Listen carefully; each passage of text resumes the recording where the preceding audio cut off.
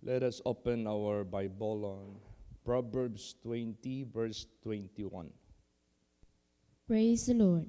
An inheritance may be begotten hastily at the beginning, but the end thereof shall not be blessed. Praise the Lord. So, kung Tagalogin natin ito, sinabi po dito na ang mana ay matatamong madali sa pasimula, ngunit ang wakas niya ay hindi pagpapalain. Yung bang inheritance o pagpapala o kayamanan na minamadali mong angkinin sa pasimula. Pilit ba? Hindi ka na maghintay, kailan ibigay sa iyo, pilitin mo na.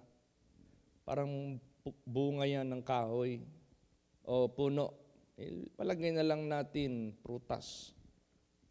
Pag hindi pa siya gulang, hindi pa siya tawag yan, matured, tapos pilitin mo yan na pitasin, hindi pa napapanahon. Kailangan mo pang maghintay dapat, kailangan mo pang hayaan ang panahon na lilipas bago mo yan mapitas. Kung yan ay pitasin mo earlier, hindi mo yan mapakinabangan.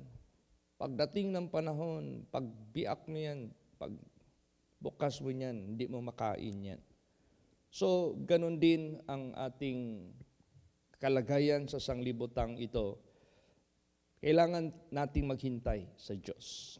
Kailangan natin sumunod sa Diyos. Kasi itong nagmamadali na magkaroon ng blessings o kayamanan, nagmamadali ba? Yung bang hindi ka na magsunod sa Diyos, hindi ka na maghintay sa Diyos, gusto mo kaagad nandyan na, gusto mo kaagad makaangkin ka na ng mga pagpapala sa buhay mo, kayamanan o lahat ng mga pangailangan mo, mahirap yan. Kasi hindi maiwasan magkakasala ka. Siyempre, hindi ka makapaghintay, so magnakaw ka. Hindi ka makapaghintay, so pilitin mo. Hindi maganda yun. Hindi ka maging innocent, kumbaga pa. Hindi ka maging sinless. Magkakasala ka talaga pag minadali mo. Basahin natin ang Proverbs 28, verse 20. Praise the Lord. A faithful man shall abound with blessings, but he that maketh haste to be rich shall not be innocent. Praise the Lord. Mamadaliin mo, shortcut ang gusto mo, sigurado, hindi ka maging innocent. Bakit may mga taong nagmamadali? Siguro nakita nila sa kanilang kapitbahay o kasamahan na nandyan yung kaharuhay, nandyan yung mga pagpapala sa buhay nila, tapos pag tinignan nila yung sarili nila, bakit nandyan, hindi pa dumarating yung kanilang nakikita sa iba. Tapos gusto ka agad shortcut, gusto ka agad instant. Ay hindi ka maging innocent niyan kasi hahakbang ka niyan ng paraan na shortcut. Pag shortcut, ibig sabihin niyan, wala nang proseso, hindi ka na mag-obey sa Diyos, hindi ka na maghintay sa Diyos. Ang banal na salita nagsabi, wait on the Lord. They that wait upon the Lord shall renew their strength. They shall mount up with wings as eagles. They shall run and not be weary. They shall walk and not faint. Pag mag-wait ka, pag sinabing mag-wait ka, kailangan mo ng patience, no? Kailangan mo ng endurance. Kailangan mo ng long suffering. Kaya ganun. So sa buhay natin, huwag tayo magpa-tempt sa kaaway na madaliin natin ang mga bagay na tamuhin sa sanglibutang ito kasi mangyayari niyan, papainan tayo ng masamang spirito. Kasi ang mangyayari yan, yung mata natin, itong mata natin, maglalast tayo ng mga bagay na hindi naman dapat mong ilast. Pero kung magmamadali ka, sigurado, yung mata mo laging nagnanasa. Basahin natin. Proverbs 28, verse 22. Praise the Lord. He that hasteth to be rich hath an evil eye, and considereth not the poverty shall come upon him. Ayan. Praise the Lord. Diba? Tingnan mo yung mga snatcher na nahuhuli. Di ba kulong? Lalo silang naging pobre. Yung mga hold-upper na nahuhuli, di ba kulong? Lalo silang naging pobre. Kasi gusto nilang madaliin. Yung mga mata nila, naging evil eye. Nakakita lang ng pera sa bangko na binibilang, hold upin kagad yung bangko. Nakakita lang ng tao dyan na lumalakad na mayroon dalang iPhone, may dalang Samsung na magandang cellphone. Pagtingin, nakawin ka agad. O yung evil eye, kumbaga pa. So anong mangyayari? Siyempre, ngayon, lalot na ngayon. Ang dami ng CCTV ngayon, hindi ka na makatakas. Huli, pagkahuli, kaso, conviction, priso, lalo ka maging pobre. Say, he that hasteth to be rich hath an evil eye. Lahat na makikita na gusto ka agad angkinin. Hindi na lang magtrabaho, hindi na lang magsikap, hindi na lang mag-ipon muna, hindi na lang maghintay, gusto ka agad instant. So, darating sa iyo ang poverty na hindi mo alam. He that hasteth to be rich hath an evil eye. Considereth not poverty shall come upon him. So, kaya merong proseso ng Diyos ang sundin natin. Kasi ang proseso ng Diyos, yun yung perfect. Hindi nagkakamali ang Diyos. Kung nagkakamali pa ang Diyos sa paggawa niya sa universe, siyempre makita mo sana yung mga planeta dyan na pihing, pahak. Hindi perfect talaga lang. Lahat yan, perfect yan. Itong mga nilalang niya dito sa paligid natin, bagamat napakaraming mga puno, napakaraming uri, napakaraming dahon, pero ni isa dyan, walang kapareho. Kumbaga pa, they are all unique because God is perfect. So, ganun din ang tao. Kahit gaano karami ang tao, billions. Yung mga namatay na siguro na lumipas, sabihin mo siguro trillion, quadrillion, kung bibilangin lahat yon, kung isa-sum up lahat yon from Adam, napakarami na. Pero perfect ang Diyos. No? Kaya, sa buhay natin, yung proseso ng Diyos ang ating susundin. Makinig tayo sa salita ng Diyos. Makinig tayo sa counsel ng Diyos. Yun ang gawin natin. Ano ba ang proseso ng Diyos para tanggapin natin yung mga blessings na yan? Basahin natin. Matthew 6:33.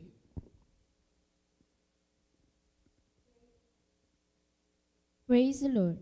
But seek ye first the kingdom of God and His righteousness, and all these things shall be added unto you. Yan, unahin mo muna ang kapakanan ng iyong kaluluwa na makapasok ka sa kaharian ng Diyos. At kinakailangan mo ang kanyang katuwiran, ang siyang gagawin mo. So, ganun. Unahin mo yan. Para bang ikaw ay dalaga, ikaw ay binata. So anong unahin mo muna para ikaw ay may magandang kinabukasan sa unahan mo?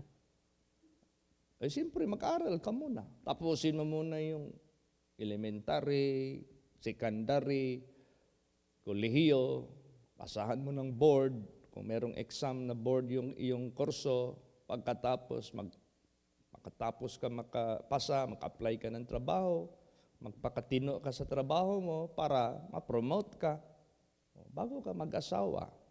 So, ibig sabihin yan, hindi kay estudyante ka pa mag-asawa, magkita-kita ka na dyan, tagpo ka na dyan sa hanggang kung babae ka, mabuntisan ka. Pagkatapos mabuntisan mo, mahinto ka na sa pagkaaral. Tapos yung pinili mo pa na classmate mo na kadidate-date mo, hindi na rin nakapag-aral kasi meron ng papakainin na baby. Kailangan mo nang magtrabaho ng pilit. Ano yung mga pilit na trabaho sa mga bata? Hindi mo yan matanggap dyan sa mga kumpanya kasi ma-charge yung kumpanya ng child labor. mga minor. So mapipilitan sila na magpalimos na lang sa lansangan o kaya ang iba mag-tricycad na lang o di, wala. Kahirapan ang mangyayari. Pero kung unahin natin ang pag-aaral, sa literal ito sa material, nakapasa ka, tapos naka-board ka, professional ka na, apply ka ng trabaho, mabait ka sa pagtrabaho mo, para ang amo mo, ma-stricto man yan o hindi stricto. Nakita sa iyo yung loyalty, yung honesty mo sa trabaho mo. Alam mo, ang mga amo minsan, nag-iisip din yan sa mga trabahante. Pag makita nila yung trabahante nila na loyal sa amo nila, mag-isip din yan yung amo nila na huwag mawala siya sa kanya. So para hindi mawala, increasean. Bigyan ng magandang privilege. Bigyan ng magandang pagkakataon. Malay mo, baka someday, somehow, maging son-in-law pa siya. Di ba? Ng taong mayaman na yan. Ganun man yan. So, ibig sabihin yan, unahin natin. Ano ang dapat unahin na priority? So, ano ang priority? Kung sa spiritual pa, unahin mo muna yung maligtas ka. Pagsisihan mo yung kasalanan mo, talikdan mo, huwag ka nang bumalik sa lahat. Then yung katuwiran ng Diyos, yun na yung i-apply mo sa buhay mo, saan ka man ilagay ng Diyos. Magsimula ka man sa pinakapobre, faithful ka pa rin. Magsimula ka man sa kahirapan, faithful ka rin. Magsimula ka man sa anumang pinakamababa na estado, faithful ka pa rin. Righteous ka pa rin sa harapan ng Diyos. Sabi dito, and all these things shall be added unto you. Pawang idagdag ng Diyos lahat yan. Pero hindi yan bigla. Pawang idagdag yan ng Diyos, dahan-dahan. Pawang idagdag yan ng Diyos. Kahit dahan-dahan, pero sure. Hindi yung biglang yaman, tapos hindi mo alam, makulong ka kasi hindi ka pwede maging not guilty. Guilty ka talaga. Ginawa kang masama . Tingnan mo yung nangyayari ngayon sa bansa natin. Naukay ngayon ang mga kontraktor ngayon sa Pilipinas na may mga kasabwatan pala na mga nasa gobyerno. Kaya pala sobrang yaman. Ilan man lang yung sweldo nila, biglang yaman. Kung tingnan mo yung sweldo nila, hindi naman sapat makabili yan ng mga imported cars. Hindi naman yan sapat makapagtayo ng mga malalaking building na grabe, hindi basta-basta. Yung pala, gusto nilang nagmadali silang yayaman. So, mag-corrupt sila. Magnakaw sila. Lukuhin nila ang gobyerno. Lukuhin nila ang mga citizens. Yung mga tax ng mga taxpayers. Yun ang kanilang sinamantala. Ngayon, di kaso. Kaso ngayon, convicted, sequester yung mga ari-arian. Ilang taon lang nilang napakinabangan. Pero kung malinis yung iyong kamay, malinis yung gawa mo, hindi ka ngayon nag-corrupt. Kahit dahan-dahan, pero sure. Kahit dahan-dahan, pero increasing. Kahit dahan-dahan, hindi yan mawala sa iyo, dagdagan ng dagdagan yan ng Diyos. Ganon. Basahin natin yan, Proverbs 13:11. Praise the Lord. Wealth gotten by vanity shall be diminished, but he that gathereth by labor shall increase. Praise the Lord. See? Pag yan ay naipon mo by labor, pinagpawisan mo, minsan dinuguan mo pa, ganun man yan. Ang trabaho natin, minsan maduguan ka, masugatan ka. At lalo't na mapapawisan ka talaga ng husto. So, nag-labor ka. Yung bang labor talaga, nagpagal ka. Pag yan ay ganun ang pamamaraan ng iyong blessings, mag-increase yan. Hindi yan decrease, mag-increase. Pero kung ikumpara mo naman sa kayamanan na gotten by vanity, gotten by corruption, gotten by robbery, gotten by ill-gotten kung tawagin, masama na pamamaraan, shall be diminished. Bigla, para lang yan bula. Bigla lang yan mawala. Kasi hahabulin ka ng kaso. Hahabulin ka ng batas. Hahabulin ka ng Diyos, kumbaga pa. Kaya sa buhay natin, masarap makinig at maganda sumunod tayo sa proseso ng Diyos. Kasi wala nang makatanggal sa iyo yan. Wala na. Yung blessing ng Diyos, walang makatanggal. Increasing ka pa. At hindi lamang dito sa temporary na buhay natin, ay lalo na mamaya sa kabilang buhay. Super ang ating kakamtin na mga privileges, blessings ng Diyos. Samantalang wealth gotten by vanity, biglang mawala, tapos wala ka pang eternal life. Wala ka pang eternal riches. So, dubli-dubli na yung kapahamakan mo, dubli-dubli na yung pagkakawawa mo. Kaya sundin natin ang proseso ng Diyos. Hindi yung magmadali tayo lagi sa mga gusto nating kamtin, hindi tayo makahintay. Alam mo, kinumpara baya dito, kung yan ang gagawin natin, anong sinabi dyan? Basahin natin, Jeremiah 17:11. Praise the Lord. As the partridge sitteth on eggs, and hatcheth them not, so he that getteth riches, and not by right, shall leave them in the midst of his days, and at his end shall be a fool. Praise the Lord. Yan, no? Ano itong partridge? Alam mo yung pugo. Minsan magsakay tayo ng bus, may nagbebentang itlog na maliliit. Itlog ng pugo yan. Itlog ng partridge yan. As the partridge sitteth on eggs and hatcheth them not. Hindi nila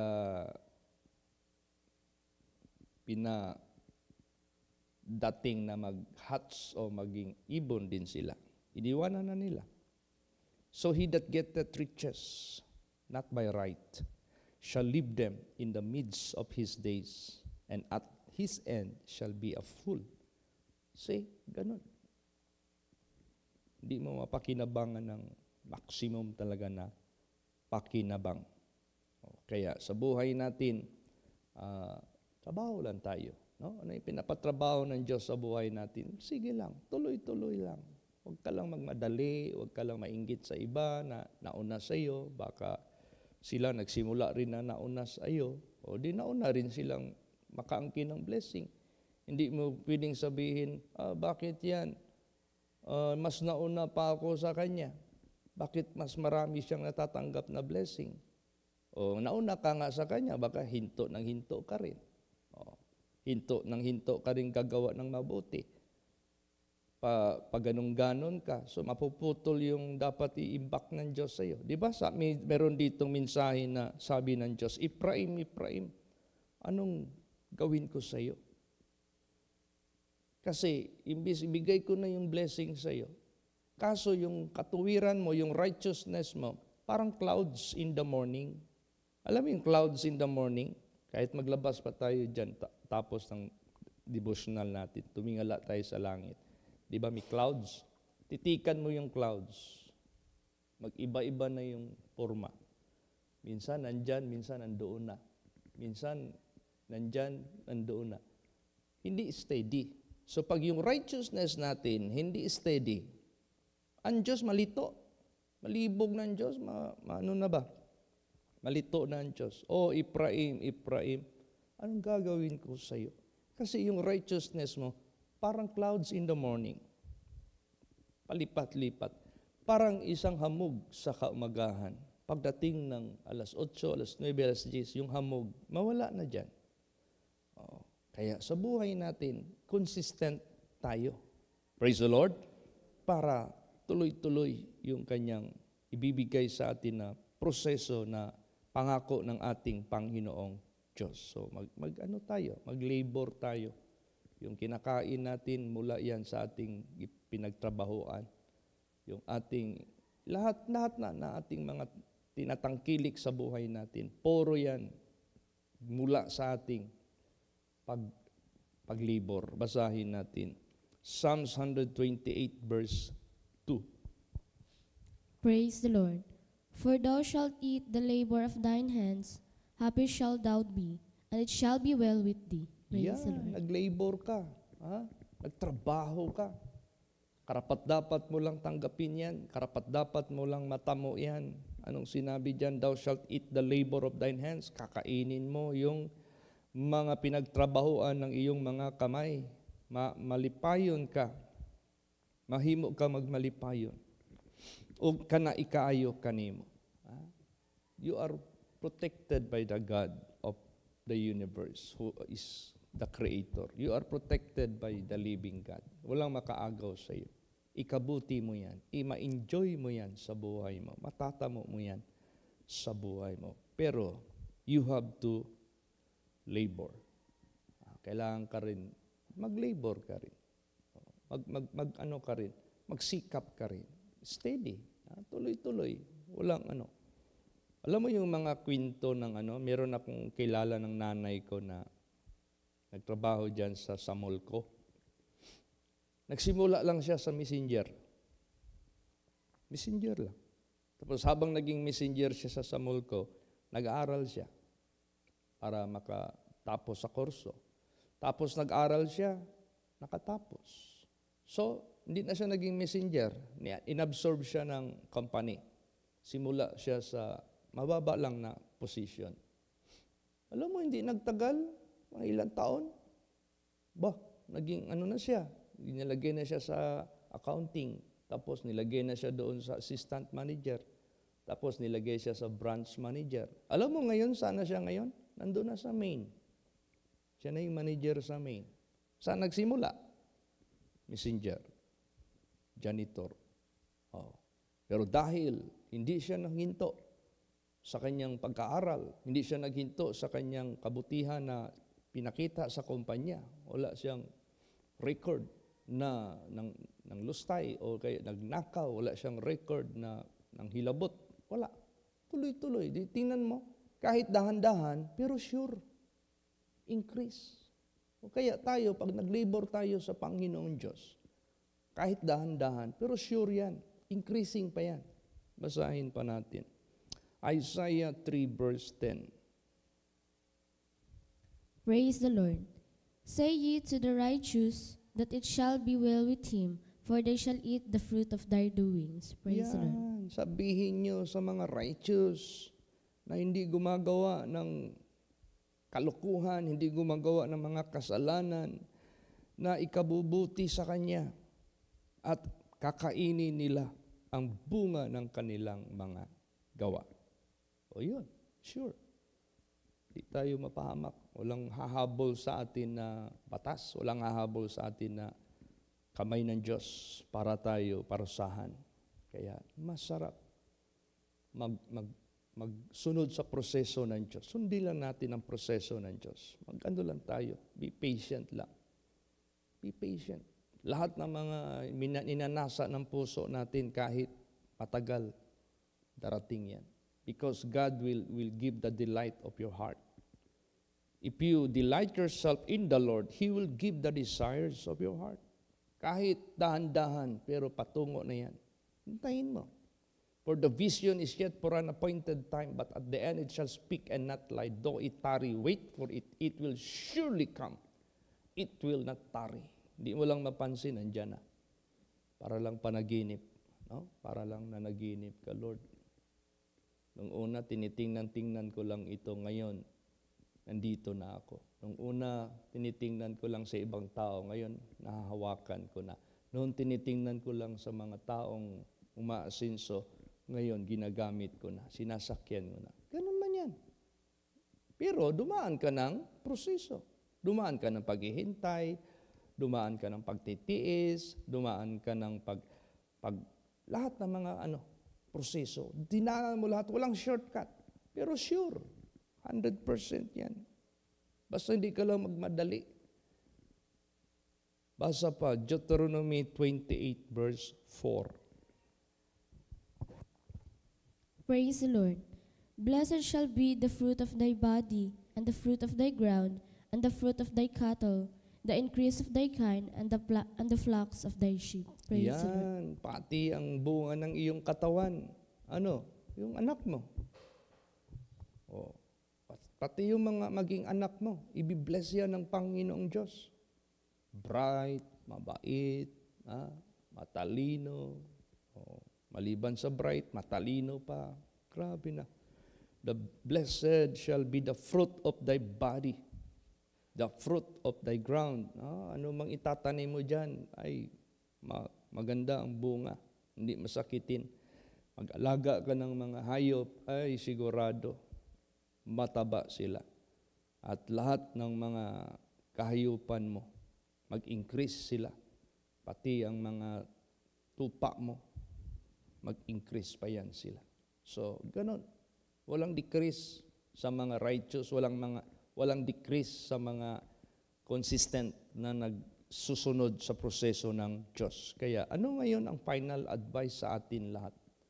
Para sure yung darating sa buhay natin na mga pangako ng Diyos. Hindi lamang dito sa lupa, lalo na sa kabilang buhay. Last verse, basahin natin. 1 Corinthians 15:58. Praise the Lord. Therefore, my beloved brethren, be ye steadfast, unmovable, always abounding in the work of the Lord, for as much as you know that your labor is not in vain in the Lord. Yan. Praise the Lord. Huwag ka lang mainip, huwag ka lang magmamadali. Steadfast ka lang, unmovable ka lang.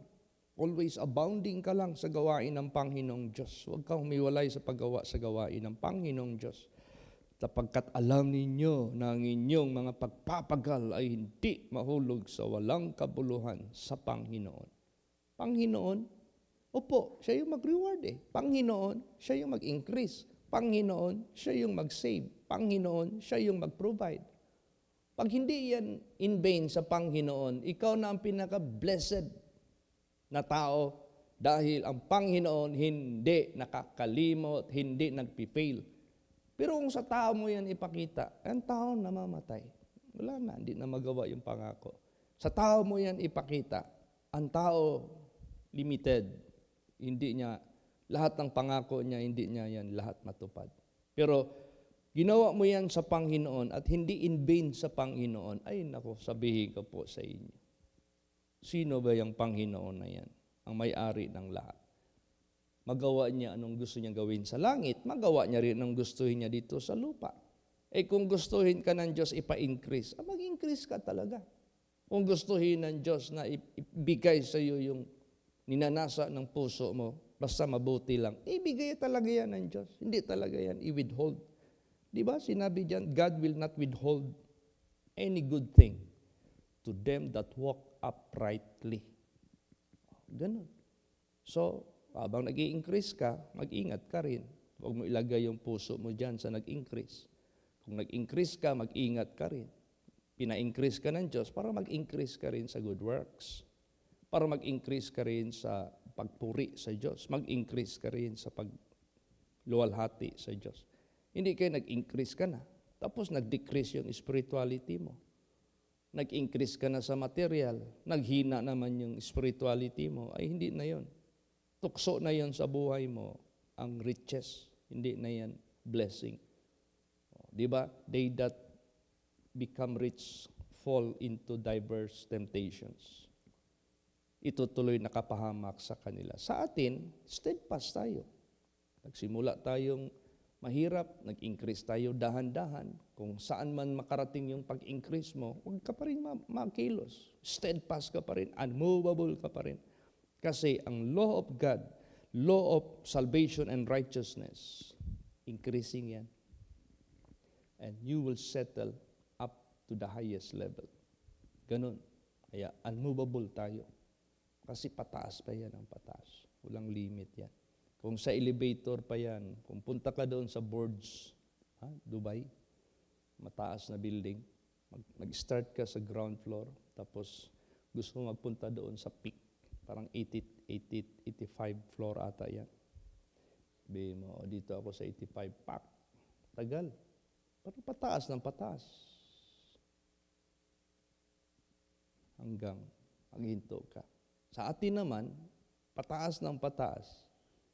Hindi na maghinto. Kasi everlasting life na tayo papunta, everlasting riches, na wala nang hinto yan. Eternal yan. Saan ka pa makakita niyan? Pero dahan-dahan, nagsimula tayo sa pinaka, wala. Dahan-dahan, hindi bigla. Pero sure naman, Dahan-dahan. Yan ang kabutihan ng ating Panginoon Diyos. Hindi pwede bigla, hindi pwede madaliin kay hindi ka maging innocent. May ginawa ka talagang magic, may ginawa ka talagang masama. Pag gusto mong bigla. O kaya, be patient. No? Maging tayo, mahinahon, basta focus tayo. Steadfast, unmovable, always abounding the works of the Lord. For as much as we know that our labor is not in vain in the Lord. Amen? Praise the Lord. Magsitayo po ang lahat. Let us all pray. Hallelujah.